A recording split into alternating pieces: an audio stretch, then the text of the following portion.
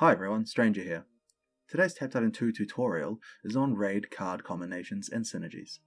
I often see that people have troubles with what cards to use when and struggle to understand the use case for each card, so I'm going to cover that all in depth now. For the sake of this video, I'm going to assume you have at least some general knowledge of the raid system and the cards already. If not, I suggest you read Lemming's guide on the subreddit, there's a link in the description. To start things off, I'll cover the core decks. These are regarded as the go-to consistent decks that are regularly usable with just about every Titan at every stage of the fight. First up, Clan Barrage and Ancestral Favor. These two cards are very versatile. Ancestral is going to increase your chance of doing a burst and also increase your burst damage. Clan Barrage is a beast of a card that gets stronger each time it triggers. So as you can see, Ancestral increasing burst chance basically means Barrage triggers more times in the 30-second period and in turn dishes out a bunch of extra damage. Keep in mind that towards the end of the fight, each extra burst that you get is doing bigger and bigger chunks of damage. In addition to all that, we can fill the third card slot with any suitable burst card. We want to make full use of our Ancestral Favor additional burst chance and damage. So we can use Skull Bash for the head, Moonbeam for the chest, Psychic Chain for a limb hit, Razor Wind for any exposed body part, and Fragmentize for any armor hit on any Titan part. You do not want to use Whip of Lightning here since that card better combos with Affliction cards. That's Clan Barrage. It's pretty simple and usable in pretty much any situation. The next core deck is Purifying Blast. Purifying Blast goes with Acid Drench. Purifying does damage based on the amount of afflictions it removes when it triggers. More afflictions means more damage.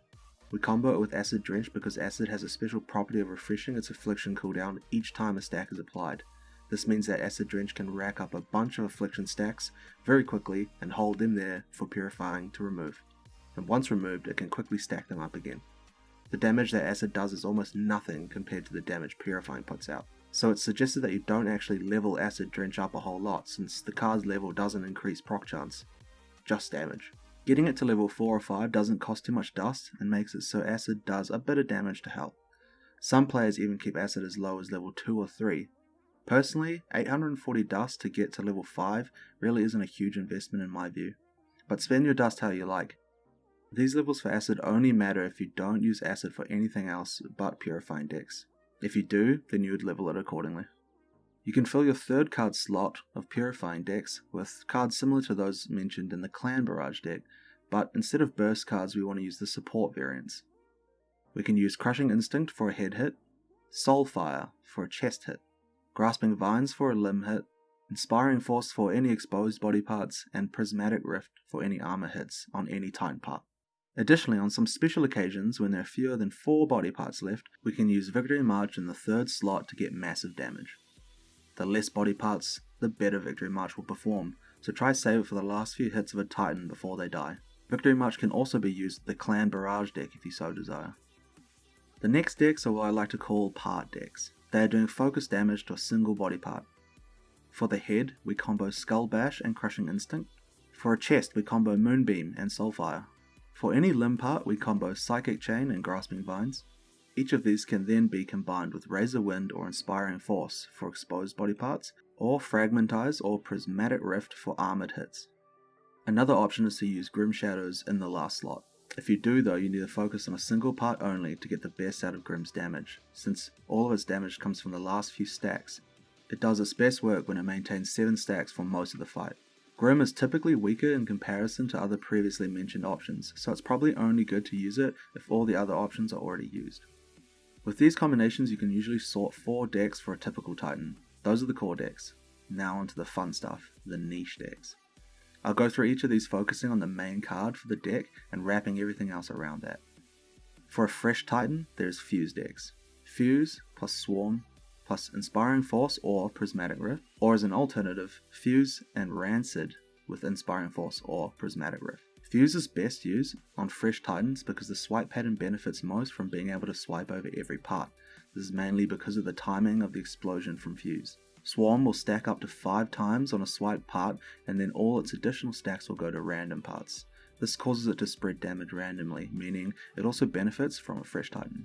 Because of the random damage spread, Swarm is best used for tier 1 raid titans when there's no armor, so there's no wasted damage. It's also good against tier 2 and tier 3 Taktar, since the current typical kill pattern for him is to kill all body parts, meaning there's no wasted damage again. After tier 2 raids, Fuse's use becomes a bit more limited, so be careful how much you invest into it. The last slot can then either be Inspiring Force for body damage or Prismatic Rift for an armored Taktar. Alternatively, you can swap out Swarm for Rancid to increase Fuse's damage and proc chance, filling the last slot with the same options.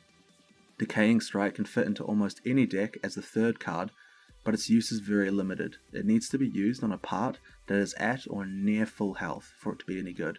If it is less than 80 to 90% on that part, it will typically perform worse than other card options. Because it has such a specific use, not a lot of people level it and just prefer to use Dust on other cards. Thriving Plague is just bad when compared to everything else, and it definitely needs a buff. Game Hive, please fix. Grim Shadows, specifically for multi-part hitting. If you need to swipe over 2 parts with Grim, it is only recommended to do so with the aid of the card Rancid Gas, which increases affliction damage and affliction chance. The reason is the only real way to maintain high stacks with Grim and do some real damage on 2 parts at once is with the increased affliction chance.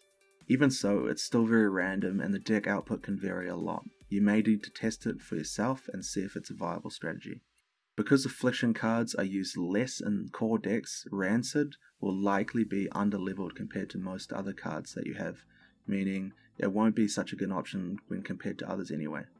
Another note is that if you're using Rancid in a deck, don't use a burst card. Use a support or another affliction card to make better use of the synergy. Good affliction cards to use are Radioactive for focus damage, Decaying Strike if both parts are near or at full HP, or even Swarm can work if you're in a tier 1 raid, or against a tier 2 and 3 Taktar. A major card that needs a fair bit of discussion is Totem of Power. Before I talk about this card though, I think it's best that I cover what Airplane Mode is in relation to raids. Airplane Mode is a trick to essentially fake your attack and be able to perform it multiple times to optimize your damage. To perform the trick, you simply start a raid attack, quickly toggle on Airplane Mode once the fight countdown begins, and then perform your attack like normal. At the end of the attack, the game will try to submit your attack data, but it won't be able to. It is while you're at this screen that you can look at your damage and decide if you're happy with the attack, checking for things like hitting all 600 taps, getting good support stack averages. If you're happy, you can simply turn off Airplane Mode and wait for the timer to submit the attack normally. If you don't like the hit, however, because say you got bad luck with your support stacks, you can simply force close the app fully and then reopen it, turning Airplane Mode off only after the app has been closed. This way the game won't have counted your hit and you will have another chance at performing it. It's as easy as that. So as you can see, it allows players to have multiple attempts at a raid hit to really optimize their damage output, if they have the time to do so. It's a bit fiddly, but it works. Hopefully in the future, Game Hive will add a retry option built into the game so we don't have to perform this trick. Back to Totem, and why people love it, but also hate it. In its current state, the card does a heap of damage, but is very RNG heavy, meaning it's super random. When using the card, the fairies may fly over the part you're tapping, or they may not pass over it at all. Sometimes the fairies only just barely pass over a single body part, and it could be one that you aren't even hitting. Essentially, to get a really good hit, you need to Airplane Mode multiple times. Some top players have mentioned resetting up to 80 times to get a perfect hit, just because that's how good the damage is. I personally don't have the patience for that, but you may have. The easiest time to use this card is early on a Titan with all its parts, because then you have more chance of the fairies flying over the part that is desirable. More surface area just means higher chance of crossover. Your aim is to maintain 2 full stacks for the whole attack. Even with a non-perfect hit, you can get pretty decent damage out of this card. It's a lot of effort for the damage, so it's really up to you if you want to invest into it.